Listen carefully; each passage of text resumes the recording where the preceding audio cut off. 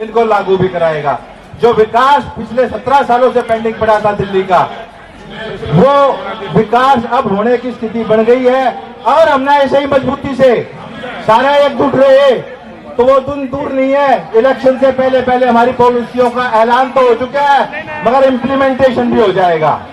तो आप सभी लोगों से आज जो पॉलिसी के विषय में बात कर रहे थे, उसमें तीन मुख्य पॉलिसियां हैं। Land pooling policy, green development area policy, और जो हमारे इन दोनों को लागू करने के लिए मास्टर प्लान 2041 इसके अंडर आती हैं। मगर ये पॉलिसियां ग्राउंड पे लागू क्यों नहीं हो पा रही थी? इसका कारण है कि कुछ जो छोटी समस्याएं हैं हमारी, वो बहुत विकराल रूप ले चुकी हैं। जैसे मोटेशन की समस्या है। मोटेशन पिछले 18 से चालू ही नहीं है, बंद कर दी गई है। अर्बन गांव कर दिए गए और मोटेशन हो नहीं पा रही। अब खोली भी है तो आज बुरी खोली है विरासत की, और एक मोटेशन नहीं हुई। इसके कारण से बहुत सारी समस्याएं पैदा हो रही, क्योंकि नाम ही नहीं होगी जमीन तो आगे कैसे बढ़ेंगे।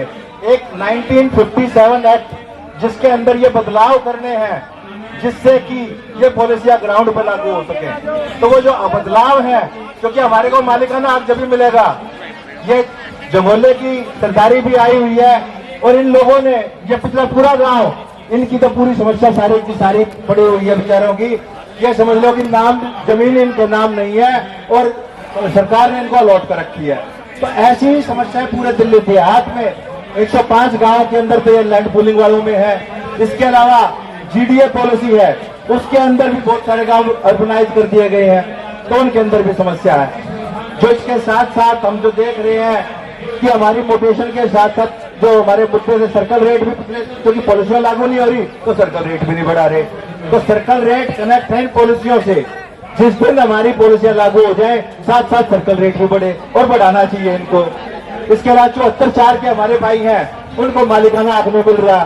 तो ये पॉलिसियों के साथ जब मालिकाना हक मिलेगा तभी तो पॉलिसी आगे बढ़ पाएगी, क्योंकि वो भी उन्हीं लैंड के बीच में है।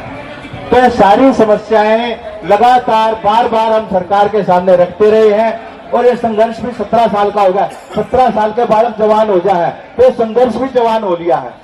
तो इसकी जवानी अपने करके दिखानी है कि अब और इंतजार नहीं सहेंगे, और देहात अब बर्दाश्त नहीं करेगा कि सरकारों की अनदेखी और विपक्षी दलों ने भी अनदेखी करनी शुरू कर दी।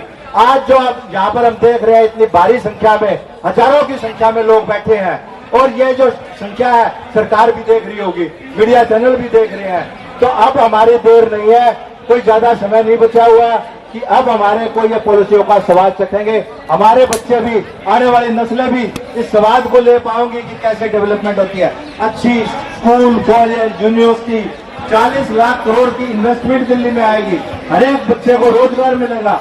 तो इस बात का भी ध्यान रखें कि हमारी जो आगे आने वाली जनरेशन है, जो हमारे अलग तरीके से अभाव में जिंदगी बिताई है, बगैर सुविधाओं में जिंदगी हम बिता रहे हैं, प्रदूषण में जिंदगी बिता रहे हैं, अगर ये पॉलिसियां लागू हो गई तो सारी की सारी समस्याओं की जड़ जो हमारा अनऑथराइज्ड कंस्ट्रक्शन है और ये पॉलिसियां इंप्लीमेंट ना होना है, वो सारी समस्याएं दूर होंगी और हमारे आने वाली नस्लों को बहुत बेहतर सुविधाएं मिलेंगी, अच्छी तकनीकी एजुकेशन मिलेगी, अच्छी स्वास्थ्य सुविधाएं मिलेंगी।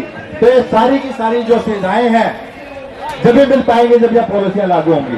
तो आप लोगों का जो यहाँ पर आज समर्थन देने आए हैं, अगली बार अगर देहात का जो हमारे मुद्दों को नहीं सुना गया, नहीं माना गया, सभी सरकारों से, दिल्ली सरकार हो चाहे केंद्र की सरकार हो, उनसे निवेदन भी है और अल्टीमेटम भी है हमारा कि आज अगर कांग्रेस भी एक पार्टी है जो हमारे बीच में दिल्ली में राज भी करा है और पॉलिसियों के लिए भी उत्तरदायी होती है, तो सबने जो भी हमारी बात को सुनेगा, मानेगा और इस पॉलिसी को इंप्लीमेंट कराने में, दिल्ली के विकास में सहयोग करेगा, पूरा देहात एकजुटता से उसका सहयोग